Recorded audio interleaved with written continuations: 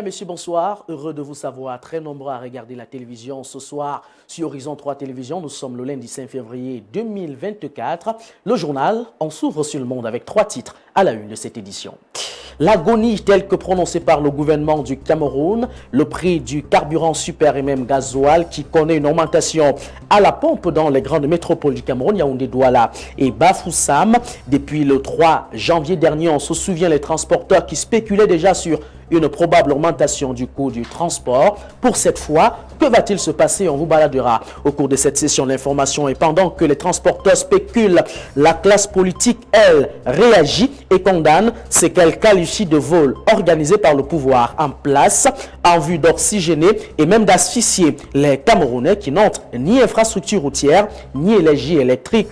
On en parlera également au cours de cette session de l'information avant de faire un tour dans la Coupe d'Afrique des Nations Côte d'Ivoire 2024 avec le tableau de demi-finale qui est connu. Il reste 4 pays en liste sur les 24 au départ. Les affiches des demi-finales de cette 34e édition de la Coupe d'Afrique des Nations Côte d'Ivoire vous seront présentées dans cette session de l'information, mesdames et messieurs. C'est tout pour la vitrine du 19h30 sur Horizon 3 Télévision.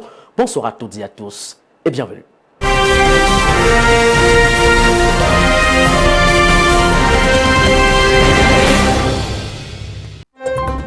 L'agonie telle que pensée par le gouvernement camerounais, on se souvient de son adresse à la population camerounaise en date du 31 décembre 2023, le chef de l'État qui annonçait une probable augmentation du prix des produits pétroliers à la pompe. Pour cette fois, c'est acté, le carburant super et même gasoil connaît donc une augmentation à la pompe. Le fait a d'ailleurs été visible dans les grandes métropoles Yaoundé, Douala et même Bafoussam, sauf que les transporteurs à ce sujet spéculent sur la probable augmentation des coûts de transport, tel que constaté par notre reporter sur le terrain Davidzo. Yaoundé, ce lundi, au lendemain de l'augmentation des prix du carburant super et gasoil à la pompe, tout est calme dans les agences de transport. Aucune augmentation des prix de transport ne filtre sur les tableaux. À Galaxy Voyage, on a conservé les mêmes prix en attendant les décisions du gouvernement. Pour le moment, on observe, on va voir par la suite, après étude, ce qu'il y a lieu de faire. Le boulevard classique, VIP, 2000 et 2500 pour le classique Sarmelima et 2500 comme c'était avant pour le classique Sarmelima, pour le VIP Sarmelima. Les déplacements dans la ville par contre connaissent quelques perturbations. Les tarifs diffèrent d'un taximan à un autre selon la distance. Les Belsikinais sont encore là avec nous. Que tu taxes 100 francs pour faire de Kumbo, il est là, lui ne discute pas. Mais avec le taximan, c'est différent. Et eux, ils disent que non, on a augmenté le prix du carburant. On va donc faire comment? Les répercussions de cette augmentation se font très vite ressentir. Difficile désormais pour les transporteurs de faire des bénéfices. Tu donnes 10 000 francs à la station, on te donne 8 litres. C'est là que vraiment il y a le chèque pour le transport. Mais le ramassage, on n'a pas fixé, on va changer le tarif, mais on ne sait pas combien l'État va fixer le prix de ramassage. Mais le taxi est au moins cher à Yaoundé et le carburant est cher. En attendant l'issue de la concertation entre syndicalistes et membres du gouvernement, les tarifs de transport urbain et interurbain restent inchangés. Et pendant que les transporteurs spéculent sur cette question, la classe politique, elle, a réagi. Elle qualifie d'ailleurs ce que le gouvernement a donc eu à prendre comme initiative. La classe politique appelle cela le vol en bande organisée. Il est question d'asphyxier les populations camerounaises qui n'ont pas d'ailleurs accès aux infrastructures routières et même à l'énergie électrique et quelquefois à l'eau potable. Alors Georges Tépé nous fait le point dans ce reportage. Les réactions ne se sont pas fait attendre au soir du communiqué du vendredi 2 février 2024 indiquant les réajustements qu'ont connus les prix du carburant dans notre pays, notamment le super qui passe de 730 francs CFA à 840 francs CFA et le gasoil qui passe de 720 francs CFA à 828 francs CFA, soit une augmentation de 15%. En effet, la classe politique de l'opposition voit en cette décision gouvernementale un nouveau moyen de renflouer ses caisses et d'accès. Tout ce qui précède, l'État ne doit pas raconter des bobards aux Camerounais pour justifier la hausse du prix du carburant. ces prix ne doivent pas augmenter. L'État dispose d'autres leviers pour juguler la subvention. Il suffit de mettre fin à l'incurie, instaurer la transparence et la rationalité. Inutile donc de créer une crise sociale. Asphyxier les populations. Cette économie de taxation reste donc fortement décriée et critiquée par la classe politique camerounaise. Primé ce matin la structure des prix de chaque mois de l'année 2023. J'ai fait le calcul, M. Bruno Bidjan. On n'a jamais pu avoir subventionné le carburant au Cameroun en 2023 à hauteur de 1200 milliards. C'est impossible. C'est de la surenchère? Mais c'est du vol organisé, c'est tout. C'est du banditisme en bande organisée. C'est nous qui finançons en plus leur banditisme. C'est pour ça que je vous parle de cruauté. J'ai ce tableau devant moi. Seulement le gazole. Le gazole n'a dépassé. C'est-à-dire que le montant à subventionner dans le litre de gazole de janvier à décembre 2023 n'a dépassé 100 francs que en janvier. D'ailleurs, parce que janvier-février, janvier c'était à 293, février 118, mais janvier, on n'avait pas encore augmenté. Oui. Et puis en septembre, c'était à 130 francs, octobre 175, novembre 150, décembre 104 francs. Le super, lui, il n'a dépassé 100 francs que en janvier, on n'avait pas encore augmenté, donc je ne compte pas. Et après, ce n'était qu'en mai, où ça a dépassé 108 francs. Donc le montant de la subvention du litre de super. Et surtout Par quelle alchimie? Et surtout que le baril, même à l'international, n'a pas beaucoup, il n'y a pas eu beaucoup de fluctuations. Mais c'est pour ça que, évidemment, parce il est resté qu'on est stabilisé là dans même, voici les structures des prix. Donc j'ai tout ici. J'ai tout là. C'est pour ça que je vous dis que c'est juste pas possible. Mais ils avancent des chiffres comme ça pour justifier ce qui s'est fait ce soir, justement. C'est-à-dire qu'ils se sont déjà gobergés l'argent du Covid, ça ne suffit pas. Ils se sont gobergés l'argent des infrastructures de la Cannes, ça ne suffit pas. Ou bien d'autres choses. Maintenant, c'est les pauvres Camerounais qu'il faut à nouveau assécher. C'est pour ça que je vous parle de cruauté. Rappelons que selon les chiffres de la Caisse de stabilisation des prix des hydrocarbures au regard de la consommation en carburant des Camerounais et au lendemain de l'augmentation des prix de ces derniers, et en dépit de la révalorisation salariale des agents de l'État, celui-ci économisera en moyenne 235 au titre du réajustement des salaires. C'est donc une nouvelle ère qui s'ouvre pour les habitants du pays de Char des Dieux.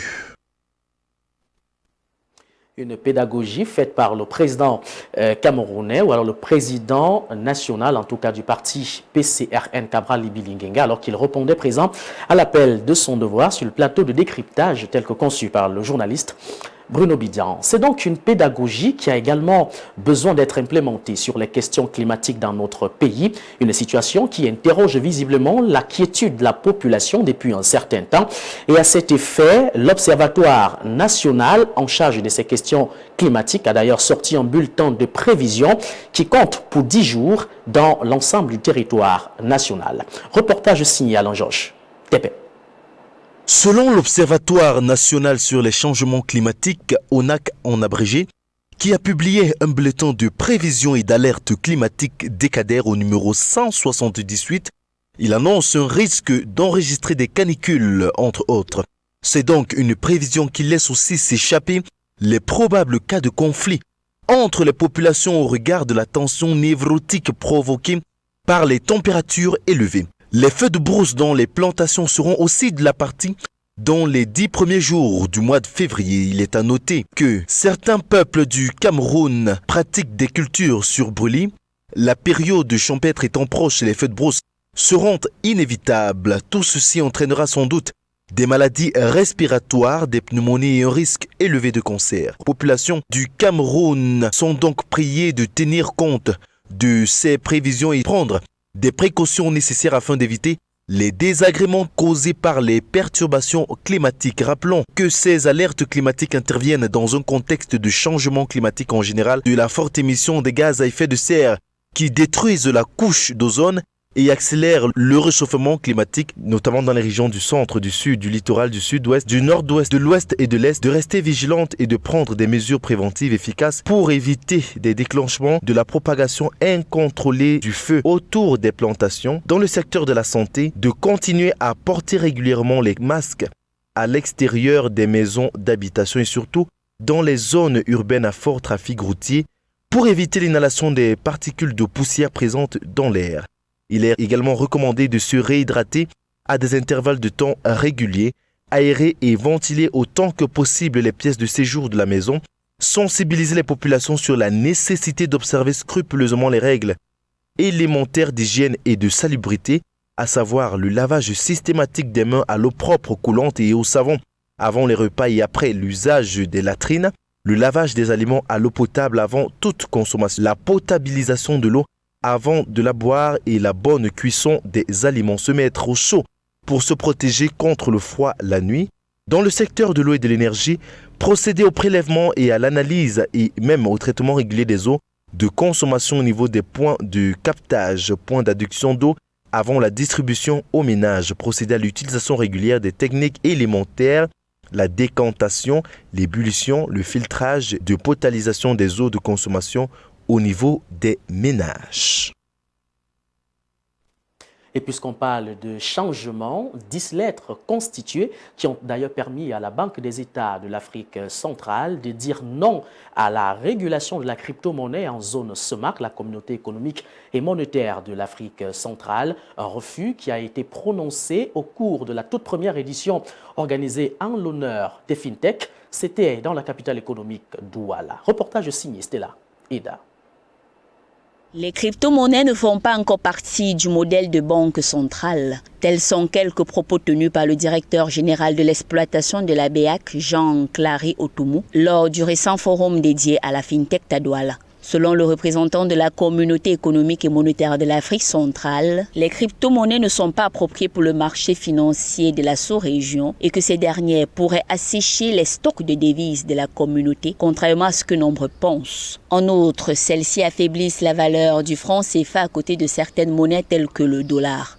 Toutefois, la Banque des États d'Afrique centrale révèle qu'une réflexion est en cours sur la création d'un blockchain, une technologie qui permet de garder la trace d'un ensemble de transactions de manière décentralisée, sécurisée et transparente. En Afrique, ce système représente des transactions annuelles de 100 milliards de dollars sur plus de 600 000 milliards de francs CFA. La réticence de la BEAC par rapport à la régulation de la crypto-monnaie en Afrique centrale survient malgré que cette dernière ait été reconnue depuis le 1er août 2022 par la Commission du marché financier de l'Afrique centrale. Le Cameroun compte près de 900 000 utilisateurs de ses actifs numériques, soit 6,76% de la population active. Ceci le place au 19e rang africain d'utilisateurs de la crypto-monnaie, un classement dominé par le Nigeria qui compte à lui seul 22,23 millions d'utilisateurs. Même si la question autour de la crypto-monnaie est visiblement implémentée en République centrafricaine, une proposition faite par Émile Parfait Sim, la République centrafricaine qui, depuis la nuit des temps, implémente la question des crypto-monnaies. Parlons cette fois-ci sport dans cette session de l'information avec la Coupe d'Afrique des Nations Côte d'Ivoire 2024. On compte exactement 4 pays en tête de liste sur les 24 que comptait la célébration et même l'ouverture de cette 34e édition qui a eu lieu le 13 janvier 2024. C'était au stade Alassane Dramane Ouattara. On vous présente dans ce reportage signe Alex Rotik Bekono les 4 pays en tête de liste des demi-finales. Nigeria, Afrique du Sud et République démocratique du Congo, Côte d'Ivoire sont les affiches qui constituent le carré d'as de cette 34e édition de la CAN 2023. Sans grande surprise, les Super Eagles ont battu les Palancas Negras d'Angola vendredi dernier 1-0. Une victoire rassurante sur la plus petite des marques qui permet à Victor Osimhen et ses siens de filer en demi-finale où il sera opposé aux Bafana Bafana qui ont battu les Requins Bleus en quart de finale à l'issue de l'épreuve fatidique des tirs au but. De son côté, la République démocratique du Congo a battu le Sili national de la Guinée-Conakry vendredi dernier sur le score sans appel de 3-1. Dans une rencontre enlevée et ouverte qui a laissé transparaître les atouts collectifs de Chancel Bemba et ses coéquipiers. Les Léopards devront donc affronter les éléphants de Côte d'Ivoire, pays hôte de cette 34e édition de la CAN qui s'est qualifiée face au Mali au bout des prolongations. Pour le reste, les Super Eagles du Nigeria et les Bafana Bafana partiront respectivement d'Abidjan et Yamoussoukro pour disputer la première demi-finale à Bouaké dès 18h le 7 février prochain. Tandis que la Côte d'Ivoire jouera la seconde demi-finale contre la République démocratique du Congo à partir de 21h, heure de Yaoundé. La finale, quant à elle, est prévue le 11 février 2024. On va donc atterrir à l'étranger pour parler de l'actualité hors de nos frontières. D'abord en Namibie avec le président namibien qui est donc décédé le 4 janvier 2024. Il part donc à l'âge de 92 ans dans un hôpital de la place. Et au Sénégal, on nous fait d'ailleurs allusion à ce secrétaire général du gouvernement qui a donc annoncé sa démission. C'était à l'issue de ce report prononcé par Macky Sall autour des échéances électorales qui auront lieu dans ce pays dans quelques jours seulement. Quelques actualités qui nous conduisent dans le round-up à l'international et qui portent pour cette fois la signature d'Alexis Yakan. On reviendra sur cette actualité probablement dans les toutes prochaines éditions de notre journal. Mesdames, Messieurs, c'est avec l'actualité sportive que nous mettons un terme à cette autre session de l'information sur Horizon 3 Télévision. Merci de nous avoir regardé. Très bonne suite de programmes sur nos antennes. Mais surtout, ne l'oubliez jamais, la connaissance reste le seul escalier qui vous conduira vers la richesse parce qu'il n'y a rien de spirituel dans la pauvreté. Bonne soirée à toutes et à tous et à demain 19h30.